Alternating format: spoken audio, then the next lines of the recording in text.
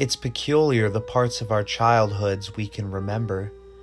Everything is a blur in between what we hold in our minds as the most important details. I can remember special occasions. I can remember family and friends. In particular, though, I remember a close friend I had met in second grade. He was outgoing and quite happy when we first met, and soon Derek and I had become fast friends.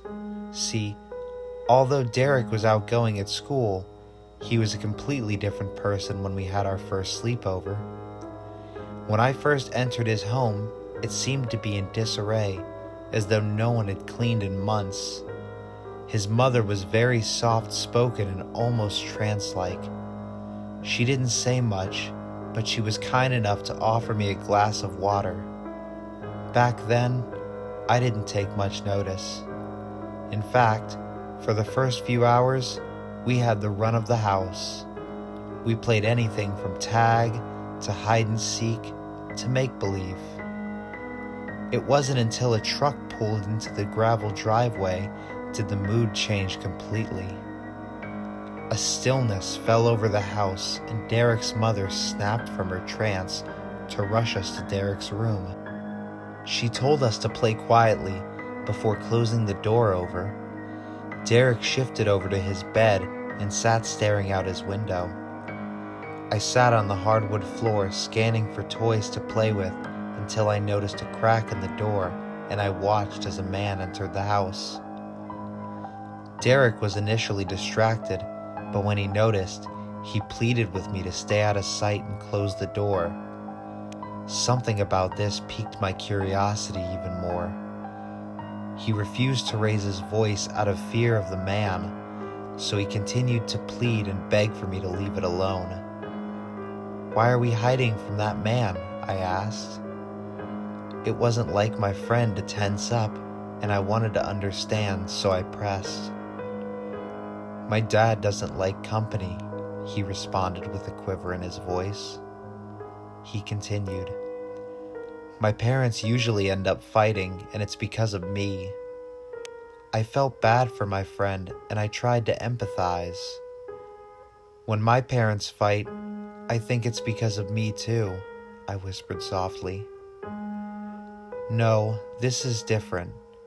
When they fight, something comes for me in the night. I wish I would have let it go there, but my childish curiosity got the better of me, and so I pushed for more information." He explained that beyond his house and the open field behind it lies a pond. It was a deep, black pond with a small island in the center, and protruding out of the island was a gray, withered tree, and on occasion he would venture out to play around it. Eventually, it became his safe haven from his father's verbal and sometimes physical abuse towards him.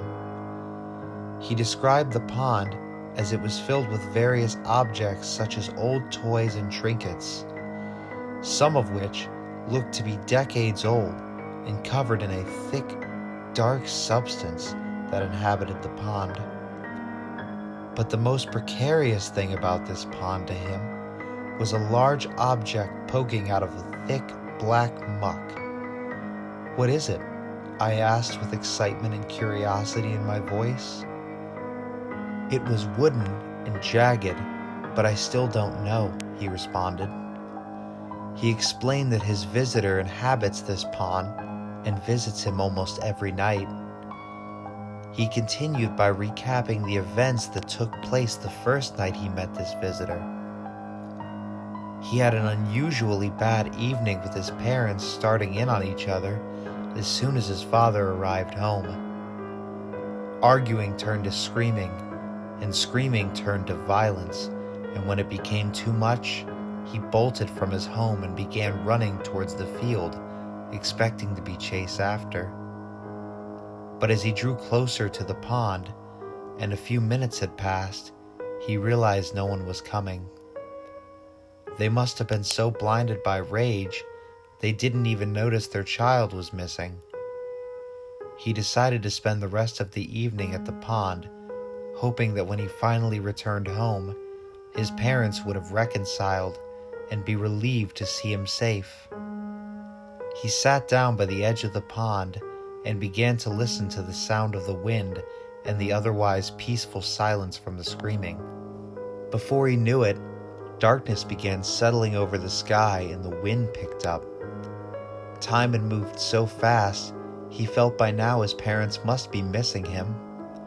He got up and turned to make his way back home as he imagined how they would react to his disappearance. As he began to make his way home, he could hear gurgling from behind him and he froze. It grew closer to him, but he couldn't find the courage in that moment to turn around. Only when soft-spoken words could be heard through the noise was he able to react as he sprinted back to his home. As he approached the end of the field overlooking his house, the noise became fainter until it was gone.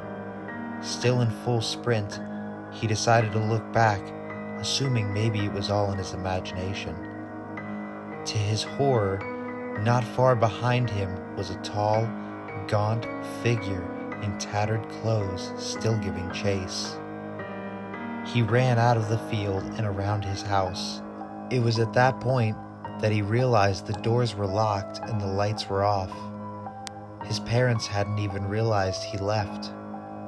Luckily, he found an open window to slip into as he closed it behind him. He cried himself to sleep that night.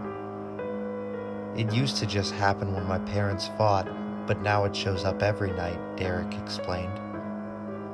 The rest of the night was spent just talking. I would do my best to avoid the subject, but every so often I could hear muffled shouting from outside the door. The day began to fade into night, and before I knew it, the lights were off in the house. I was in between a story about my cousin breaking his leg last summer before I realized Derek was fast asleep.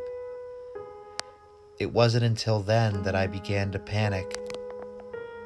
The house was still, and only a whistling breeze could be heard from outside the window. For a brief moment, I began nodding off before being struck back awake by an overwhelming presence. Outside his window was a figure. Could this be his visitor? I thought to myself. I froze, and every fiber of my being told me not to blink. Every time my eyes closed and opened, the figure seemed a little closer. Eventually, I broke free from my terror and threw the covers of his bed over me. I wanted to stay there until I felt safe. It seemed like only minutes had passed, but I knew I couldn't stay there forever, and falling asleep was no longer an option. It took every ounce of courage I had, but I lifted the blanket from over my head. Confused and disillusioned is the only way I can describe what I felt in that moment. Through the condensation built up on the glass, I noticed a tattered piece of fabric swaying with the breeze as though it was stuck against the window panel. It wasn't until I cleared the glass that I realized it was a shirt. My eyes widened in horror as they began shifting up the tall, gaunt figure standing just outside the window. Strands of hair hung from the top of his head as a gash splitting its brow to its upper lip oozed a dark pus. Its bloated gray skin only helped to accentuate its sunken black eyes. Its jaw hung slightly ajar from its face as though it had been dislocated. I felt an anxiousness slowly take over my being. I felt myself starting to panic and a chill brush across my cheeks as my body went cold. I couldn't speak and I couldn't scream. Its jaw began to shift as black sludge protruded from its throat. Beneath the slimy black mess and gurgling, I began to hear a faint voice, but whatever it was saying was impossible to make out. The more I focused to understand it, the more I could feel myself slipping out of consciousness. I became lightheaded and my eyelids were heavy. I forced myself to stay awake, but the harder I tried, the faster I slipped. Before I knew it, daylight had broke through the window and I was lying on the bed, blankets strewn around me, pillow the other end of the bed. Did I lose consciousness? I outstretched my arm to feel for my friend, but he had already left the room. I could see him buttering toast through the cracked door. I sat myself up and made my way towards him. Swinging open his bedroom door, the rusty hinges against pin reverberated a whistle that alerted Derek to my presence. He smiled and waved for me. "Mom's still sleeping," he whispered. It was almost as though he'd forgotten entirely about the previous night. At first, I struggled to understand what had happened, but as the day continued, my mind drifted from the subject. This would turn out to be my only encounter with my friend's visitor, and not long after, I would move again and not return for nearly a decade later. I found myself browsing through some old photos in the years since I had moved back when I saw a photo of us and I decided to look him up. Unfortunately, he had no social media I could find. It took some time, but eventually I located his old home phone number stuffed away. I called the number to be greeted by a voicemail requesting if anyone was interested in the property to call the current owner. Unsure of what to make of this, I dialed the number provided. This time, I was greeted by a gentleman with a deep, raspy voice. He was the owner of the property my friend once lived in. He was very kind the way he spoke to me, but when I inquired about my friend, I could feel the phone call shift. He seemed hesitant at first, but when I told him how desperate I was at this point to get in contact with him, he relented. He explained that a little over a year ago, my friend's mother had run off. His father was already quite abusive and violent, and this didn't help matters.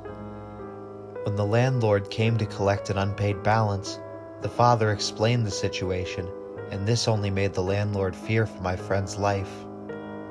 After another few weeks of nothing, the landlord returned to the home to find the property abandoned. A little over a month later, Derek's father was apprehended for petty theft, but my friend was nowhere to be found. It wasn't until the police pressed him on the whereabouts of his son that he chuckled, saying that his son never left the property.